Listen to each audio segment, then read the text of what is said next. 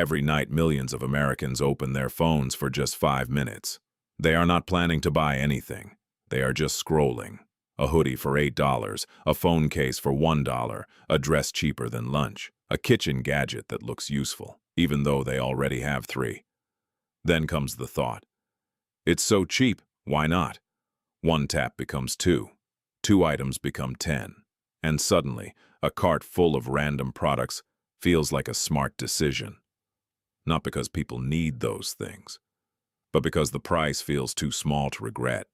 This is not normal shopping anymore. This is a new kind of addiction. It is built on cheap prices, endless scrolling, flash deals, discount timers, influencer hauls, free shipping, and the emotional comfort of buying something new. Apps like Temu and Shein did not just change online shopping. They changed the way people think about money, desire, and self-control. And behind every cheap package arriving at the door, there is a much bigger story. A story about overconsumption, a story about psychology, a story about fast fashion, data, labor, waste, and the hidden cost of products that look almost free. Today on Unfold Stories, we uncover the cheap shopping trap taking over America. For decades, shopping used to feel like a real decision. You went to a store, you compared prices, you touched the product, you looked at your wallet, you thought about whether you really needed it. But today, shopping has become almost frictionless. You do not need to leave your bed. You do not need to speak to anyone. You do not even need to feel like you are spending real money. You just scroll, tap, and wait. That is the power of platforms like Temu and Shein. They understand one simple truth. People are more likely to buy when the price feels too small to worry about. A $5 shirt does not feel like a serious financial decision. A $2 necklace does not feel like a mistake. A $1 gadget feels harmless. But that is exactly where the trap begins. Because cheap products do not feel like spending. They feel like winning. And when shopping feels like winning, people stop asking, do I need this? They start asking, how can I miss this deal? That small shift is powerful, because once a person feels they are saving money, they may actually spend more money.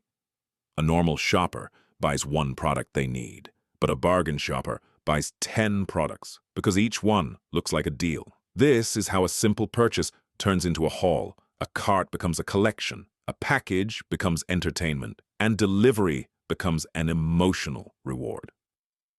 For many Americans, cheap shopping is not just about buying products. It is about feeling smart, feeling lucky, feeling like they got something before it disappeared. But the truth is darker. The product may be cheap, but the habit can become expensive. The most dangerous part of cheap shopping is not the price, it is the feeling. When someone buys something online, the brain gets a small reward. There's excitement before buying, anticipation while waiting, pleasure when the package arrives, and then, very quickly, the feeling disappears. So the person looks for that feeling again. That is why many people say, I don't even use half the things I buy, because many times they are not really buying the product. They are buying the emotion. A stressful day, a boring night, a lonely weekend, a bad mood.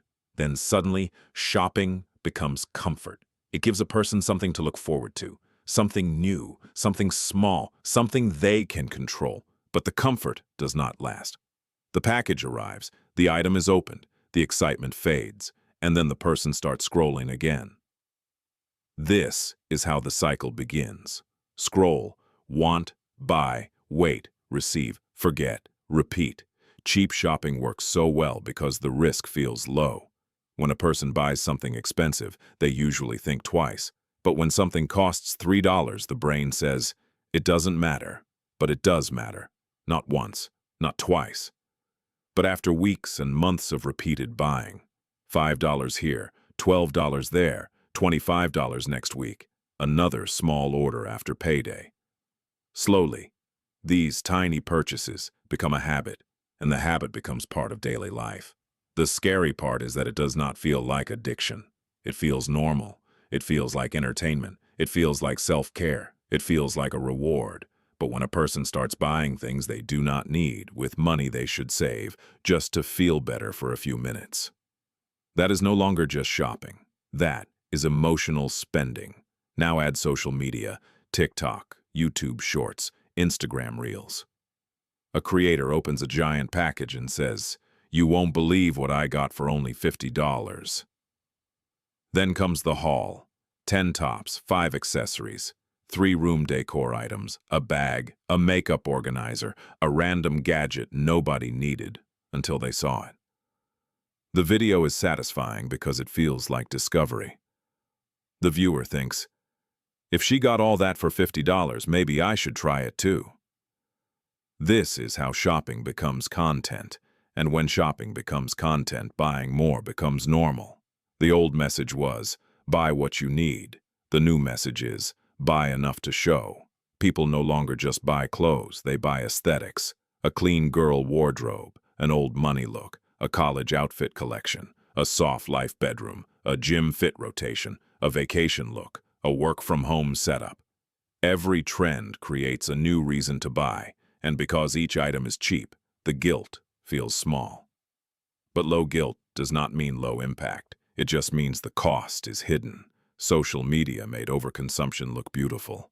A pile of packages looks exciting. A closet full of clothes looks aspirational. A room full of decor looks like a lifestyle. But behind the camera, many of these things are used once, worn once, or forgotten completely. The viewer sees the fun part, the opening, the excitement, the transformation, but they do not always see the rest.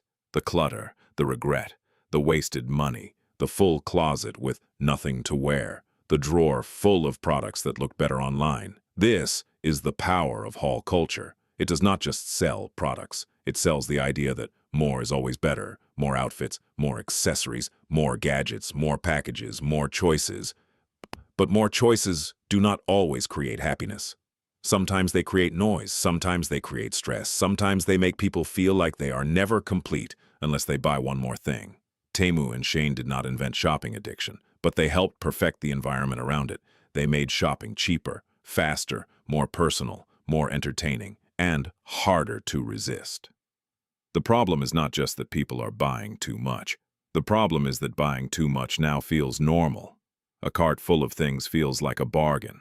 A room full of unused items feels like lifestyle. A closet full of cheap clothes feels like choice.